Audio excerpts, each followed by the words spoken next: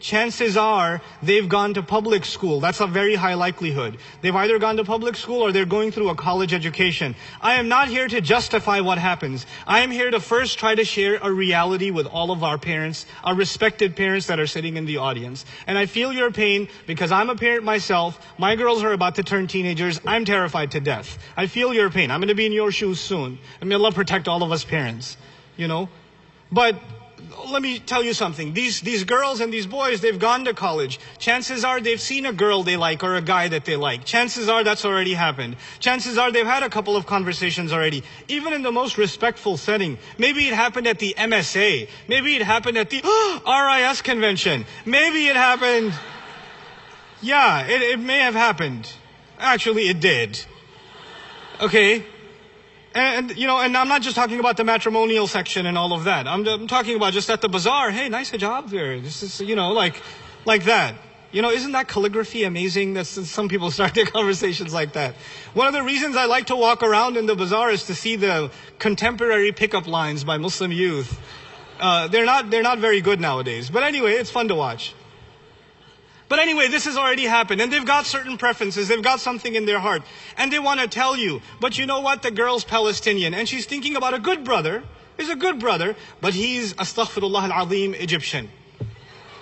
Or it's a Pakistani guy. And he wants to marry this girl. And she's la hawla wa la quwwata illa billah. She's Syrian. And he's really scared to tell his parents. He's really scared to even mention the idea. Because the Arab father will say, Mustahilun wa ana hay. Mere jeete ji ye hargiz nahi hoga.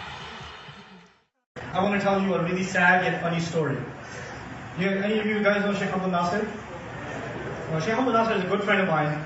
He's got a very twisted sense of humor. We like to go to conventions together and especially observe youth behavior. It's a thing we do.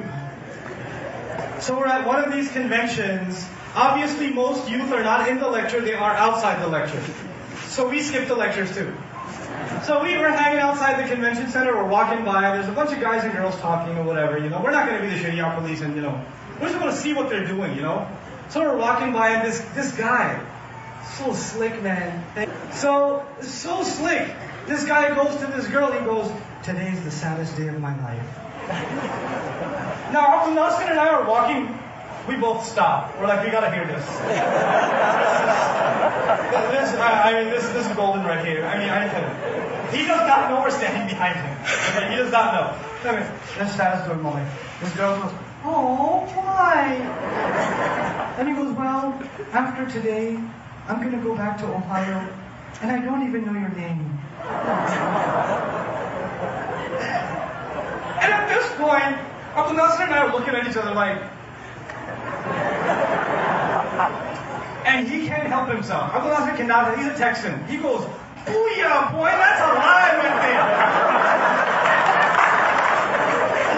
So he turns the guy around and shake my hand, bro. That was amazing. I was like, yeah, can I take a picture with you, bro? That was amazing. All the teenagers disappeared.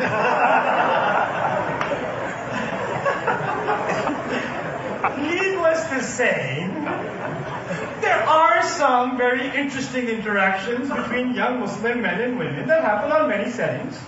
Parking lots of masajids, Sunday school, Islamic schools, MSA, conventions, you name it. There are some interesting interactions that happen at the bazaar. Naturally, a single girl, one girl, talking to one man, she's supposed to feel hesitation. In a normal circumstance, you should not be comfortable talking to guys. That's not the natural state for you. And if you become totally comfortable talking to the MSA president for hours and hours, then there is a problem with that. That's not the normal way you're supposed to be. Allah didn't make you like that. Allah put istihya in you. Now when there's two of you, you can be in the meeting and confident. I don't think you know what you're doing. I don't think the program should be on the 3rd, it should be on the 5th. And we're not making that ugly flyer, we're making our flyer ourselves. You can assert yourself because you're in a group. But when you're by yourself, okay, whatever you say. You gotta learn where to draw the line. You have to do that. You guys too. Don't take advantage of the shyness of girls. And then, sister, I wanted to discuss the convention with you. No, you didn't. Stop. There are plenty of other people you can discuss. Why don't you BCC her father with her? Then discuss father won't mind the convention discussion.